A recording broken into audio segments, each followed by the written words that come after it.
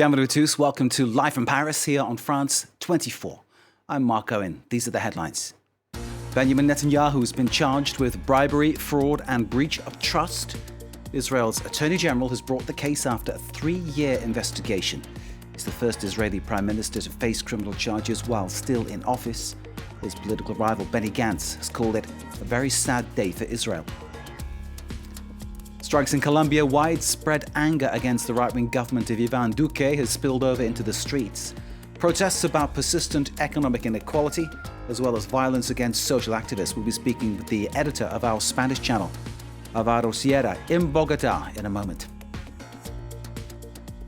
Amnesty International has issued a scathing indictment of the world's dominant internet corporations, arguing in a new report that Google and Facebook should be forced to abandon what it calls their surveillance-based business model because it's predicated on human rights abuse.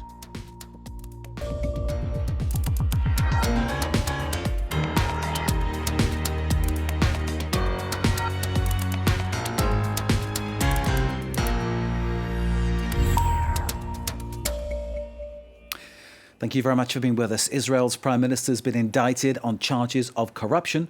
It's a move that will cause further chaos in a deadlocked political scene. According to the indictment, Benjamin Netanyahu accepted hundreds of thousands of dollars of champagne and cigars from billionaire friends, offered to trade favors with a newspaper publisher, and used his influence to help a wealthy telecom magnate in exchange for favorable coverage on a popular news site.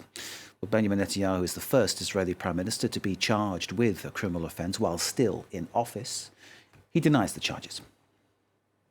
In a press conference that cast a dark cloud over the future of Prime Minister Benjamin Netanyahu's career, Israel's Attorney General Avishai Mandelblit did not mince his words. A day in which the Attorney General decides to serve an indictment against a seated Prime Minister for serious crimes of corrupt governance is a heavy and sad day for the Israeli public and for me personally.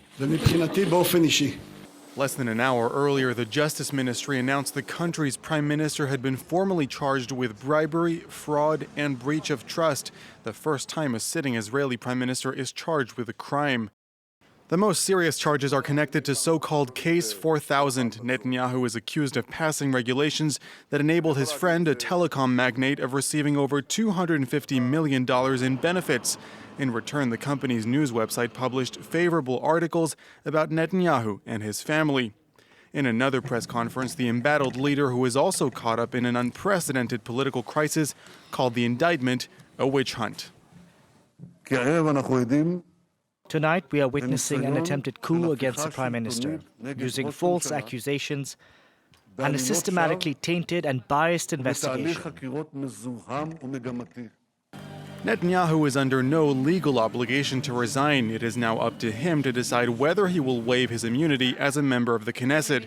Every indicted top official in the past few decades has done so. If he follows suit, Israelis can expect a first hearing in the trial in the next few months. If he does not, he will certainly face increasing pressure to resign or even be removed, and the legal process will likely enter a long, drawn-out battle. Benjamin Netanyahu, just to reiterate, denying the allegations that have been levelled against him of corruption. Iris Makler is our correspondent in Jerusalem. I would say a unity government is now off the table. That was always the opponents, blue and white, the political party who opposed Netanyahu. They always said they will not sit with a prime minister charged with criminal charges, and that's what we have tonight. So I'd say that's off the cards, and Israel will be going to a third election. That's the first thing. Interestingly, there's this funny bit in Israeli law, this vagary, which means that if you're a member of parliament and you're charged, you must step down. If you're the prime minister and you're charged, you don't need to step down. So that's why Netanyahu has been fighting so hard to retain the prime ministership. It changes everything from his point of view. And now, if his party doesn't, while ever the Likud party stands behind him, he can be the leader. He can, even with these charges, go and fight the next election, and even with these charges, stand as Prime Minister. The question of immunity is something that will be discussed next, I guess. That's not on the cards right now. Iris Makler, our correspondent in Jerusalem. One more line from Benjamin Netanyahu. He's described it as an attempted coup raised against him. Just to remind you, he's facing corruption charges after a 3-year investigation. Next here, live from Paris, 2 more key witnesses have been giving evidence in the impeachment hearing against the US President Donald Trump. Fiona Hill, former White House advisor, and David Holmes of the State Department both made it clear that they thought Trump's personal lawyer Rudy Giuliani was pursuing political investigations of Democrats in Ukraine. This contradicts President Trump's claims. At the center of the scandal, the allegation that President Trump used $400 million of congressional-approved aid for Ukraine as leverage to force President Volodymyr Zelensky to open an investigation on Trump's Democrat rival for the 2020 presidential election. That's Joe Biden, as well as his son, Hunter. Let's hear from Fiona Hill. Right now, Russia's security services and their proxies have geared up to repeat their interference in the 2020 election. We are running out of time to stop them. In the course of this investigation, I would ask that you please not promote politically driven falsehoods that so clearly advance Russian interests. And of course, the impeachment inquiry continues. Next, protests on the streets of Bogotá. The people of Colombia voicing their anger against the right-wing government of Iván Duque. They're condemning persistent economic inequality, and amid a long list of complaints is also violence against social activists. Thousands of students, teachers, and labour union organisers gathered for what could be one of the nation's biggest demonstrations in recent years, testing an unpopular government as unrest grips the region. They've taken to the street with a long list of grievances. Among their many demands, maintaining minimum wages for young people and granting universal rights to a pension to everyone. I ask the government to care for us workers, give us what we deserve and pay us a just salary so that we can have stability. As unrest gripped some other Latin American countries in recent days, police this week raided social activists and a magazine. The move only added fuel to the fire. Colombia's conservative president Iván Duque acknowledged demonstrators had legitimate concerns, but warned violence would not be tolerated. We recognize the value of peaceful protests, but we must also guarantee public order. We will defend with all the tools that our Constitution grants us the right of Colombians to live in peace. The government has deployed 170,000 officers to beef up security and closed border crossings, deporting 24 Venezuelans accused of entering the country to instigate unrest. Colombia is one of Latin America's most stable economies with robust growth, but high inequality remains a major problem. The country's 3 richest men reportedly own a tenth of its GDP, while more than 300 children died of hunger last year. The president's approval rating has gone down from close to 54% to just 31% over the past year. Although Duque has repeatedly denied rumours about pension and tax reforms, he has so far failed to quell public discontent. Bolivian riot police fired tear gas to break up a massive funeral procession. The march turned into an anti-government demonstration in La Paz. Thousands of indigenous people had marched into the capital from neighbouring El Alto, bringing the coffins of 5 of the 8 victims killed in a standoff on Tuesday with security forces. Demonstrations have degenerated into clashes since Evo Morales was forced out of power on November the 10th. At least 32 people have lost their lives. The highly criticised interim president Janine Áñez has asked Bolivia's Congress to approve new elections. Morales will be barred from those. No date has been set, but the anger of the indigenous people who saw Morales very much as their representative is something that is yet to see any calming. And as you see these images, very much telling the story of what's happening right now. Next, Amnesty International has issued a scathing indictment of the world's dominant internet corporations, arguing in a new report that Google and Facebook should be forced to abandon what it calls their surveillance-based business model because it's predicated on human rights abuse. The global rights group said in a 60-page report published this Thursday that the business model of what it calls these surveillance giants is inherently incompatible with the right to privacy. Google and Facebook likewise threaten a range of other rights, including freedom of expression and the right to equality as well as non-discrimination. Well, Facebook issued a statement to disagree. Google is yet to comment. Well, the Facebook founder Mark Zuckerberg faced the US Congress in October over the issue of political fake news on his social media network. Zuckerberg has also faced congressional grillings before, notably over the issue of the leak of the personal data of 87 million Facebook users.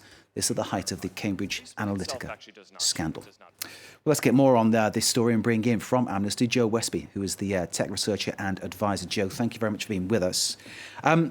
Have we all then signed a sort of Faustian pact when we agreed to sign up to go on social media? Well, that's right. The problem that we face is that Facebook and Google's business model means that they are profiting from people's most intimate information.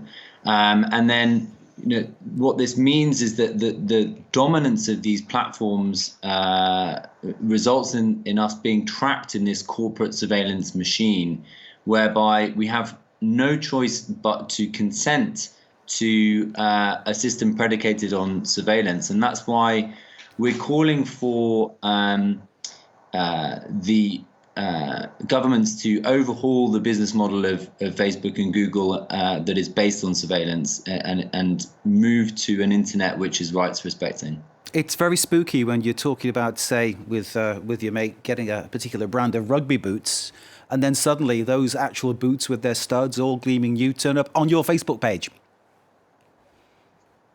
Is that the kind of thing? Right, exactly. I mean, those ads that follow you around the internet, the annoying cookie notices, that's the tip of the iceberg, really. What that hides is a huge architecture of surveillance, which is being used to kind of gather and capture data on our most intimate lives, and then use that data to target us and to sell us ads. I mean, it seems that every week there's a new example of how this is really undermining the very essence of the right to privacy. Just last week, there was an investigation showing how health websites were sharing highly sensitive data, including medical symptoms, fertility information, with a whole range of advertising companies, including, of course, Facebook and Google, who sit at the heart of that. People who are sharing that information online, there's no way that they are consenting to their personal data, highly sensitive medical data, being shared in that way. And that's why, really, the fact that companies are profiting from our intimate information has got to be overhauled. Google haven't commented. Facebook has, to basically say, you pay your money, you take your chance, basically. Do we read from that Mark Zuckerberg doesn't really care? Well, I think Facebook's response is interesting. They point to the fact that anybody has an ability to choose whether or not they have a Facebook account. And on one level, that's true, of course, but really it is now virtually impossible to avoid the web of surveillance of these two companies. They dominate the channels which people rely on to engage with the digital world: search, social media, video, smartphones, browsers. In some parts of the world, in some countries, Facebook is the internet. People don't know any different way to access the internet other than through Facebook. So the idea that people have a choice and that there's a way to opt out of this web of surveillance is frankly ludicrous in this digital age that we've built. Joe Westby of Amnesty International, thank you very much indeed for your time, for your analysis, and of course we'll keep an eye on the wires for any replies from Google or from Facebook to what we've been saying. Thank you very much indeed, sir.